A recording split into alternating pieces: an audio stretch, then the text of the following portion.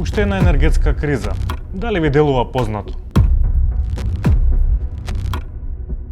Дали македонските граѓани и фирми конечно ќе добијат ефтин газ? Дали ќе станеме енергетски независни и отпорни на надворешни кризи? Дали интерконекторот со Грција и Србија може да даде одговор на овие предизвици? Од војната во Украина до војната во Иран, енергетските шокови предизвикаа силен удар врз економијата и животниот стандард. Земјата и натаму нема целосна гасификација. Додека се прават напори за намалување на зависноста од руските енергенси, се отвора нова дилема. Дали течниот природен газ на САД по Бродски пат и од централите во Катар се вистинско решение, или една зависност се заменува со друга? Владата најави дека наскоро ќе почне да се гради интерконекторот со Србија, кој ќе овозможи пренос на енергенси преку Коридорот 10.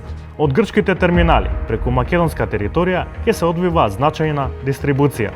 Интерконекторот е значаен и за поширокиот регион, особено за земјите од Западен Балкан, кои се енергетски зависни од јагленот и имаат високо ниво на загадување. Изворите на снабдување може да се прошират преку поврзување со јужниот коридор за пристап до гасот од Азербејџан.